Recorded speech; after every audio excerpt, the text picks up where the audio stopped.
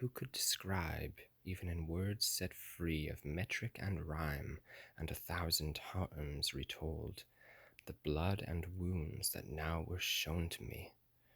At grief so deep the tongue must wag in vain, the language of our sense and memory lacks the vocabulary of such pain. If one could gather all those who have stood through all of time on Puglia's fateful soil, and wept for the red running of their blood in the war of the Trojans, and in that long war which left so vast a spoil of golden rings, as we find written in Livy, who does not err, along with those whose bodies felt the wet and gaping wounds of Robert Guiscard's lances, with all the rest whose bones are gathered yet at Caperno, where every last Pugli is turned traitor, and with those from Tagliacozzo, where Alardo won without weapons, if all these were gathered, and one showed his limbs run through, another his lopped off, that could not equal the mutilations of the 9th Pitt's crew. A wine tun, when a stave or cant bar starts, does not split open as wide as one I saw split from his chin to the mouth with which man farts. Between his legs all of his red guts hung, with the heart, the lungs, the liver, the gallbladder, and the shriveled sack that passes shit to the bung. I stood and stared at him from the stone shelf. He noticed me, and opening his own breast with both hands, cried, "See how I rip myself! See how Mahomet's mangled and split open. Ahead of me walks Ali in his tears, his head cleft from the top knot to the chin. And all the other souls that bleed and mourn along this ditch were sowers of scandal and schism. As they tore others apart, so are they torn. Behind us, warden of our mangled horde, the devil who butchers us and sends us marching waits to renew our wounds with his long sword, when we have made the circuit of the pit. For by the time we stand again before him, all the wounds he gave us last have knit.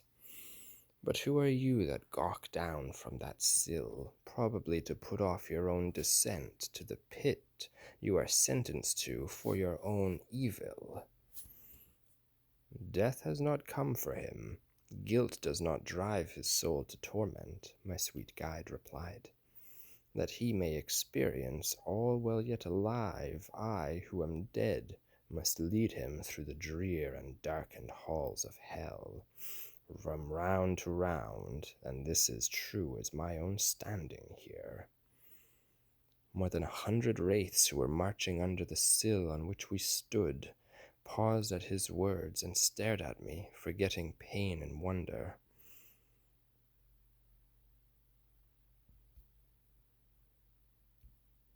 And if you do indeed return to see the sun again, and soon, tell Fra Dulcino, unless he longs to come and march with me, he would do well to check his groceries before the winter drives him from the hills and gives the victory to the Novaries. Mahomet, 1 foot raised, had paused to say these words to me. When he had finished speaking, he stretched it out and down and moved away. Another, he had his throat slit and his nose slashed off as far as the eyebrows, and a wound where one of his ears had been, standing with those who stared at me in wonder from the pit, opened the grinning wound of his red gullet as if it were a mouth, and said through it, "O soul unforfeited to misery, and whom, unless I take you for another, I have seen above in our sweet Italy, if ever again you see the gentle plain that slopes down from Vercelli to Marcabo, remember Pierre de Medicina in pain, and announce this warning to the noblest two of Fano, Messrs. Guido and Angiolello, that unless our foresight sees what is not true, They shall be thrown from their ships into the sea and drown in the raging tides near Lakotolika to satisfy a tyrant's treachery. Neptune never saw so gross a crime in all the seas from Cyprus to Majorca, not even in pirate raids nor the Argive time. The one-eyed traitor, lord of the Demesne, whose hill and streams, one who walks here beside me, will wish eternally he had never seen. Ah, will call them to a parley, but behind sweet invitations he will work it so they need not pray against Fokara's wind. And I said to him, if you would have me bear your name to time, show me the one who found the sight of that land so harsh, and let me hear his story and his name. He touched the cheek of one nearby, forcing the jaws apart, and said, this is the one. He cannot speak. This outcast settled Caesar's doubts that day beside the Rubicon, telling him, a man prepared is a man hurt by delay.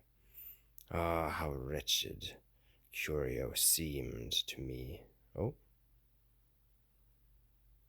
Ah, how wretched Curio seemed to me, with a bloody stump in his throat in place of the tongue which once had dared to speak so recklessly.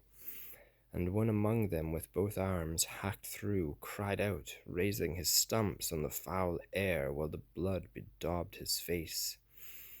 Remember, too, Mosca di Lamberti, alas, who said, the thing done has an end, and with those words planted the fields of war with Tuscan dead. And brought about the death of all your clan, I said, and he, stung by new pain on pain, ran off, and in his grief he seemed a madman. I stayed to watch those broken instruments, and I saw a thing so strange I should not dare to mention it without more evidence, but that my own clear conscience strengthens me, that good companion that upholds a man within the armor of his purity. I saw it there, I seemed to see it still, a body without a head, that moved along like all the others in that spew and spill. It held the severed head by its own hair, swinging it like a lantern in its hand, and the head looked at us and wept in its despair. I made itself a lamp of its own head. Oh, it made itself a lamp of its own head, and they were two in one and one in two. How can this be? He knows who so commanded. And when it stood directly under us, it raised the head at arm's length toward our bridge, the better to be heard, and swaying thus, it cried, O living soul in the abyss, see what a sentence has been passed on me, and search all hell for one equal to this. When you return to the world, remember me. I am Bertrand de Born, and it was I who set the young king on to mutiny.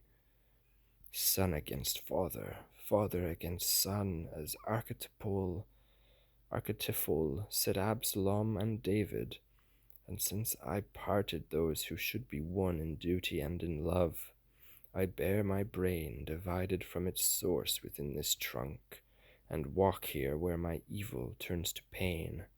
An eye for an eye to all eternity, thus is the law of hell observed in me.